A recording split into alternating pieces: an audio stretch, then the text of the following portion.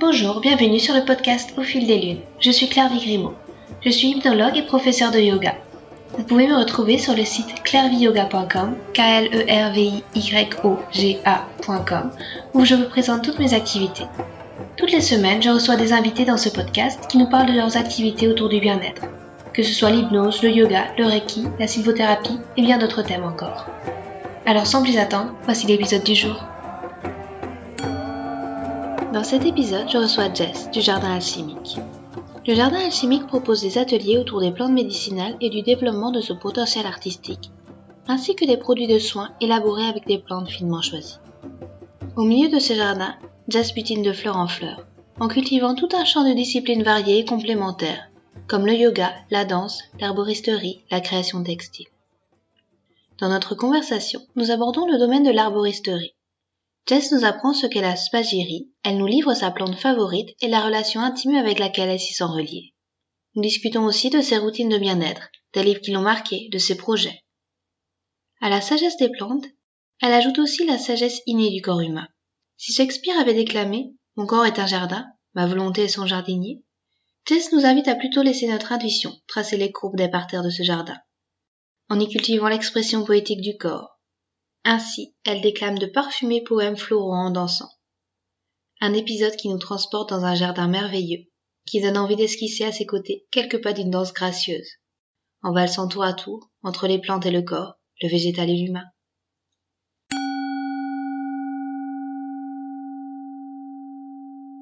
Bonsoir Jess, tu es Jess du Jardin Alchimique. Est-ce que tu pourrais te présenter en quelques mots ?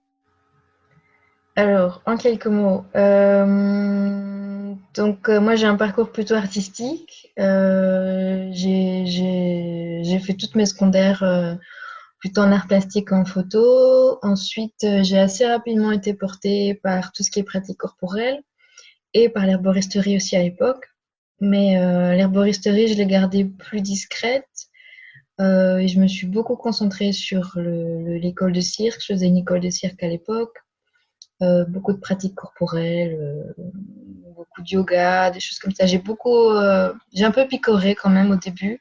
J'ai expérimenté. Puis en 2012, j'ai rencontré ma prof de danse, qui est Yuma Mudra, et son compagnon, qui est Michel Ragy. Et j'ai étudié avec eux assez intensivement jusqu'à là, maintenant, encore aujourd'hui. Et ça a beaucoup porté ma pratique. Ça a beaucoup influencé ma vie. J'ai beaucoup orienté ma vie autour de ça.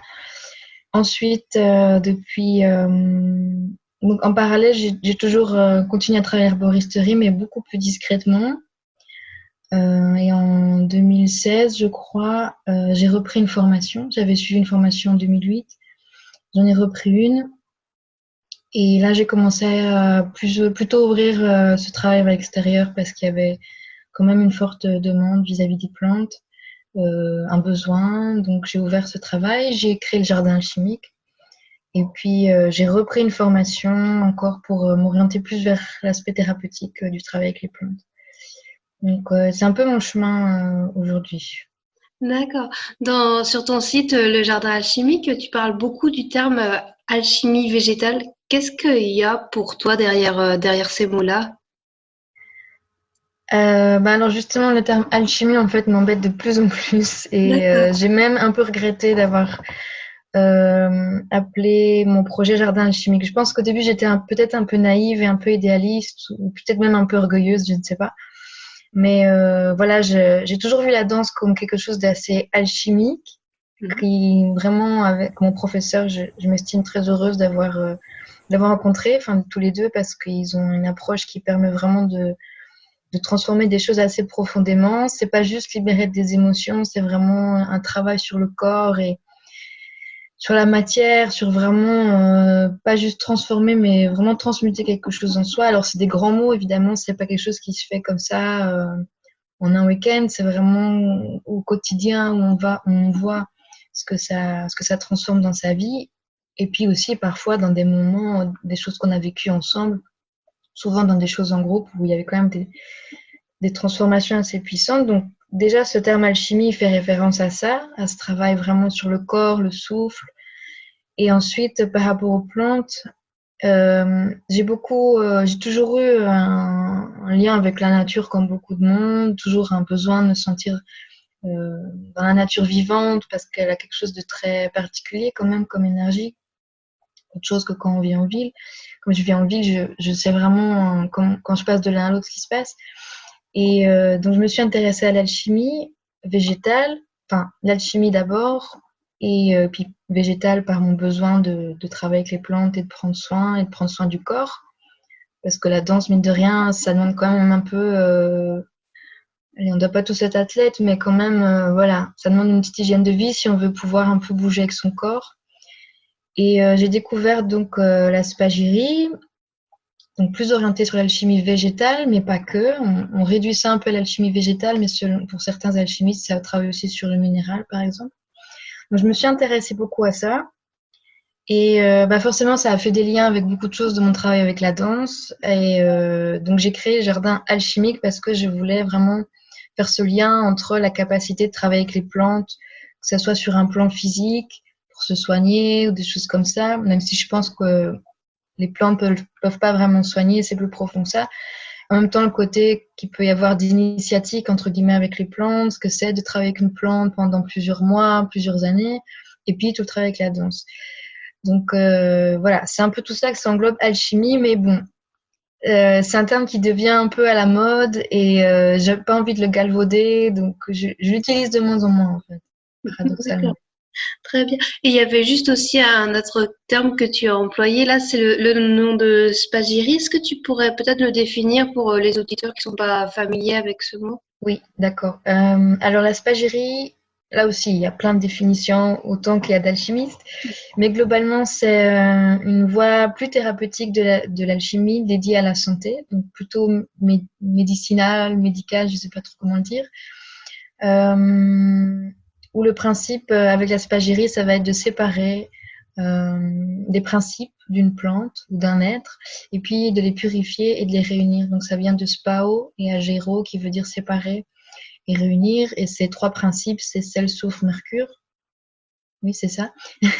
Et donc voilà, il y a tout un processus autour de ça. Il y a autant de procédés que d'alchimistes, encore une fois. Mais pour résumer, c'est ça. C'est plutôt dédié à la santé. L'alchimie serait plutôt considérée comme une voie qui pourrait être plutôt initiatique, Mhm. sans forcément que ça soit thérapeutique, tandis que la spagyrie, là, on cible vraiment plus le côté thérapeutique, sur le physique ou sur un plan plus subtil aussi. D'accord. Et tu parlais qu'on pouvait travailler avec des plantes pendant des années. Ça t'est arrivé personnellement? Est-ce que tu as peut-être une plante favorite qui te suit tout au long de ton chemin? Oui, bien sûr. Moi, j'ai beaucoup travaillé avec la rose depuis des années, même avant. En fait, au début, j'aimais pas du tout la rose. Et puis, j'ai eu un déclic il y a quelques années. J'ai vraiment pu découvrir une vraie rose, vraiment le parfum d'une rose et pas des fleurs coupées ou des parfums un peu chimiques. Donc, c'était il y a une dizaine d'années, au début de l'herboristerie, quand j'ai étudié l'herboristerie en 2008. Donc là, j'ai vraiment travaillé avec la rose. Et puis aussi parce que le nom de famille de ma maman est Rosa, donc voilà, ça m'a beaucoup touchée. J'ai eu envie de travailler avec cette plante, euh, qui est intéressante aussi en herboristerie. On n'en parle pas beaucoup, mais elle a des propriétés intéressantes. Et elle m'a beaucoup accompagnée parce que enfin voilà, il y a eu simplement dans le fait de la cultiver, de la récolter, de la faire sécher, de juste faire des huiles. Puis ensuite, je l'ai distillée, donc j'ai fait de l'eau florale. Et là, ça a commencé à être un peu plus profond. Ensuite, il y a eu le procédé avec la spagyrie. Donc là, ça fait 3 ans que j'ai fait mon premier élixir et je l'utilise un peu. Mais voilà, j'aimerais continuer à approfondir cette relation avec la plante parce que juste recevoir un message comme ça, moi, ça me convient pas. J'ai besoin vraiment d'aller en profondeur. Et il y a aussi la famille des artémisias qui comprend l'armoise, l'absinthe et d'autres plantes. Je travaille aussi depuis 2-3 ans avec cette plante et elle était tellement forte, elle a tellement bousculé des choses dans ma vie que je l'ai mise un peu de côté. Voilà, j'avais besoin de digérer et là je recommence à retravailler un peu avec sur d'autres plants aussi. Voilà, c'est deux exemples de plantes avec lesquelles je travaille depuis longtemps. D'accord. Et tu parlais aussi de tes activités côté thérapeutique et de ce double aspect sur l'alchimie et par rapport aux plantes et au corps. Est-ce que tu as une façon de lier les deux pour les personnes qui viennent te voir? Comment tu navigues un petit peu entre la danse, l'herboristerie? C'est évident que c'est lié pour toi ou alors parfois il t'arrive d'aller uniquement dans une direction, hein? Ça peut m'arriver d'aller uniquement dans une direction, mais souvent quand même, euh, sans forcément aller vers la danse en tant que telle.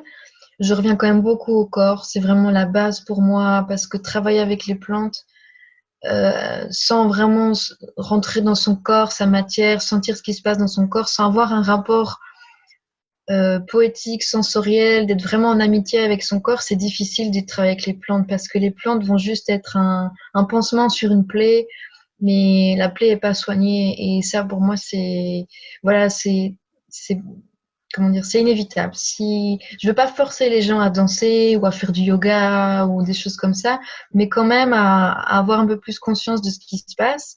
Et ensuite, souvent après, on peut déjà aller un peu mieux adapter le travail avec les plantes, parce que pour moi, le travail avec les plantes va plutôt soutenir des processus naturels du corps, plutôt que de venir soigner ou de penser des plaies. Sinon, on est toujours dans un rapport allopathique qui, moi, m'embête un peu. Après, je peux utiliser que des plantes dans certains soins. Là, je m'oriente de plus en plus vers des soins de thérapie externe. Je peux ne rester que sur des soins à base de plantes si c'est approprié sur le moment. Puis des gens peuvent venir vers moi juste uniquement pour ça. Forcément, je ne vais pas non plus leur fermer la porte. Mais quand c'est possible, j'essaye de revenir vraiment dans le corps. C'est un outil tellement merveilleux que moi, c'est mon outil de base. Et la danse, forcément, si les gens veulent venir danser, alors là, c'est encore meilleur, quoi. C'est vraiment la porte pour moi qui ouvre beaucoup de voies. D'accord. Et les personnes qui viennent te voir, c'est des personnes qui ont déjà ce premier contact avec leur corps, qui sont assez connectées à leur corps, ou alors justement elles viennent te voir parce qu'elles ont envie d'apprendre à danser, à être un petit peu plus réceptives des messages que leur corps leur transmet. Ça dépend un peu. Souvent, les gens viennent d'abord vers moi pour les plantes. Ils viennent pour ça, pour l'alchimie, la spagyrie, pour la distillation, pour cultiver. C'est majoritairement à 80%, ils viennent vers moi pour ça. Et moi, à chaque fois, je refais un peu le chemin vers le corps. Maintenant, c'est vrai qu'il y a des personnes qui viennent de plus en plus pour la danse. Et enfin, certaines ne viennent même pas pour les plantes, mais sont intéressées par la danse. Et beaucoup de femmes viennent pour les deux, en fait. Parce que souvent, il y a un désir de travailler beaucoup sur ce qui est la gynécologie. Et bah, souvent, elles sont ouvertes autant aux plantes, au corps, voilà, parce que souvent, il y a des problématiques. Et là, en ce moment, il y a beaucoup de personnes qui viennent pour les deux, en fait. D'accord. Et tu as peut-être des parcours qui t'ont marqué, de femmes que tu as accompagnées, d'avoir vu des changements en elles, des changements profonds. Oui, je le vois beaucoup au niveau de la danse, encore une fois. Quand on voit le corps vraiment s'ouvrir et vraiment on voit le visage, parce que souvent on est beaucoup en train de réfléchir à ce qu'on fait avec son corps, ce qui se passe. Il y a un peu quelque chose d'encore intellectuel. Et puis petit à petit, quand tu vois vraiment que la personne elle commence à se détendre, que le visage commence à sourire, et surtout le corps s'ouvre, qui devient souple, qui devient fluide. Là, oui, je vois, parce que c'est pas la personne qui me le dit, c'est vraiment le corps qui parle.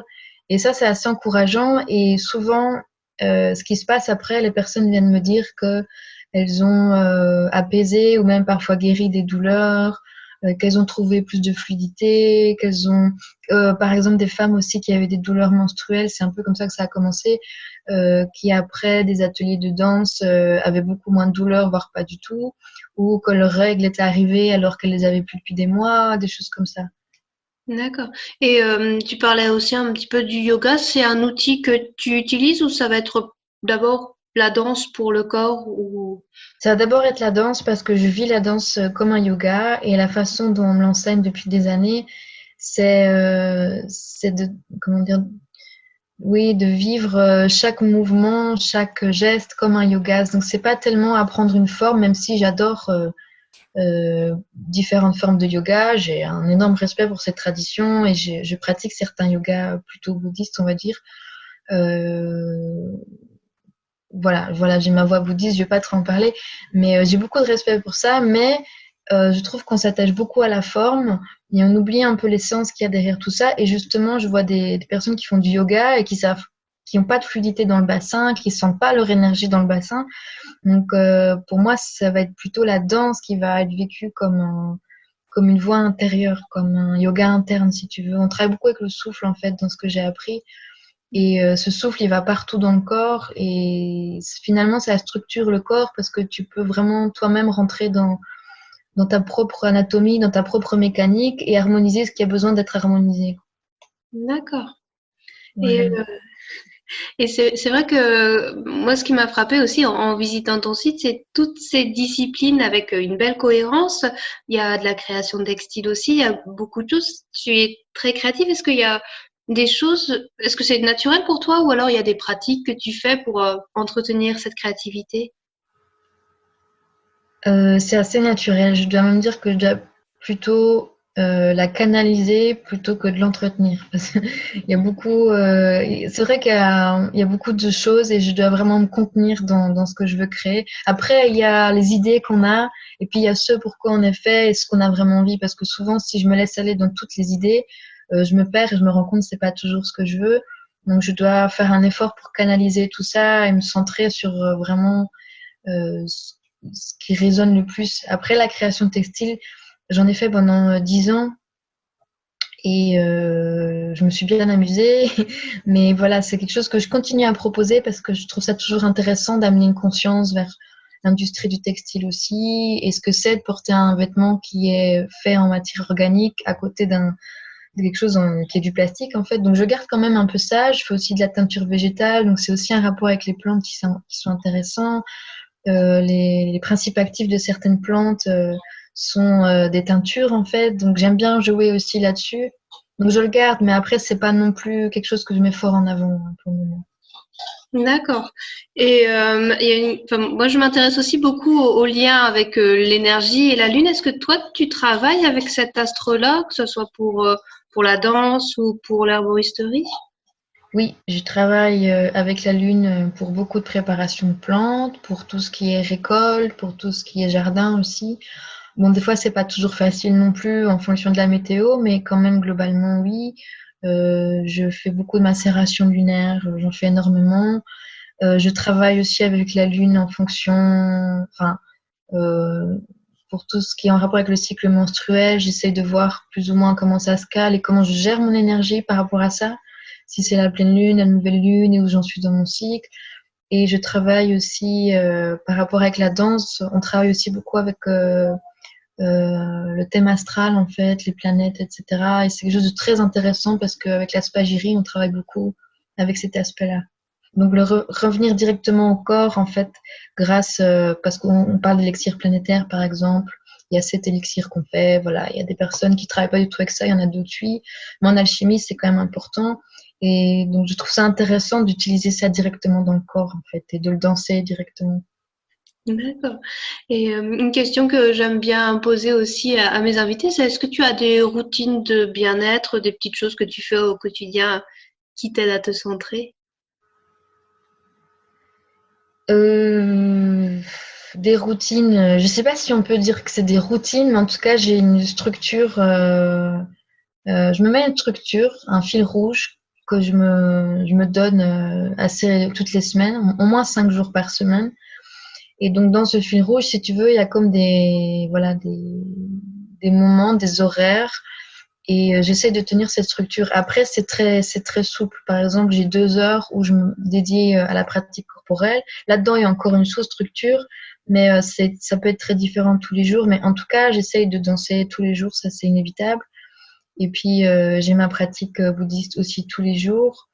Et j'essaie de aussi passer beaucoup de temps, comme je vis en ville, j'essaie vraiment de sortir de la ville le plus souvent possible parce que c'est vraiment vital, quoi. Mais en tout cas, le retour au corps, c'est ce qui fait un peu ma stabilité dans tout ce que je fais. D'accord. Et tu auras des conseils de lecture, des livres qui t'ont particulièrement marqué à conseiller? Hmm, hmm. Sinon, c'est pas, il n'y a pas. Non, enfin, j'en ai plein d'un coup qui viennent en tête. Un que j'ai lu pas mal en ce moment, parce que j'ai aussi rencontré la personne, j'ai fait des stages avec elle, je me forme encore avec elle, c'est le livre de Marie-Pénélope Pérez qui est Sagesse et pouvoir du cycle féminin. Et pour les femmes, il est vraiment très intéressant. Elle l'a coécrit avec une herbaliste canadienne qui s'appelle Sarah Marie, je ne sais plus trop bien comment. D'accord. Et donc, il est vraiment intéressant pour les femmes qui veulent travailler parce que justement, Marie a une approche que j'aime beaucoup, qui est ce retour avec le corps et de rentrer dans la sensorialité du corps. Et c'est un livre que je conseille. Voilà, c'est pour les femmes pour le coup, mais D'accord, voilà. ok. Bah, on mettra la référence dans les notes du podcast. Voilà. Et tu disais que tu avais toujours plein d'idées en tête. Tu as des projets futurs qui te tiendraient à cœur de voir réaliser? Oui, j'en ai plein, mais j'en ai un en particulier, mais j'en parle pas trop pour le moment. C'est une graine qui est là depuis quelques années, mais en tout cas, de créer un lieu dédié un peu à tout ce que je fais, j'aimerais que ça se fasse assez rapidement, enfin bientôt quoi. Ça fait des années que j'attends, donc là j'aimerais que ça se concrétise. Et puis j'ai l'idée depuis un moment de créer une sorte de collectif ou de festival, je ne sais pas, quelque chose qui marquerait un peu, qui rassemblerait en fait beaucoup de disciplines, notamment autour des plantes pour le coup. Cette fois peut-être un peu moins de la danse, mais qui créerait plus de liens, surtout entre les femmes, de sortir un peu aussi du côté de la compétition, parce que parfois c'est pas évident. On s'y retrouve malgré nous parce on se retrouve à 10, 15 sur des marchés, à vendre les mêmes produits. Et donc, ce serait intéressant de créer une synergie ensemble et de s'organiser ensemble, de faire des choses ensemble. Je vois au Québec, ils sont forts en avance là-dessus et j'aimerais bien qu'on crée ça un peu en France-Belgique. Mais bon, voilà. D'accord, bah, c'est des beaux projets en tout cas. Puis bah, on te souhaite de les voir se réaliser et pour nous aussi très bientôt. Super, merci beaucoup. Merci beaucoup, Jess. Bonne soirée. Bonne soirée. Un petit annoncement pour clore ce podcast. Vous trouverez sur mon site clairviyoga.com, KLERVIYOGA.com, tous les accompagnements disponibles en hypnothérapie et yoga thérapie. Je suis à votre disposition pour vous accompagner vers un mieux-être, que ce soit en présentiel ou à distance via Skype ou Messenger. Et si vous voulez vous amuser et vivre des expériences fascinantes, faites un tour du côté des Pyrénées-Atlantiques le temps d'un week-end. Une fois par mois, je vous propose des ateliers d'hypnose le vendredi soir et les matinées du yoga le samedi matin. Vous trouverez toutes les infos à la rubrique Atelier du site clairviyoga.com. Enfin, ce podcast est aussi possible grâce à l'espace membre Clairvy Yoga. En devenant membre exclusif, vous aurez accès à des articles inédits, des livrets de développement personnel et un suivi personnalisé de vos projets, où je serai à votre écoute pour vous guider et vous conseiller par un accompagnement vidéo régulier bimensuel. Merci et à bientôt.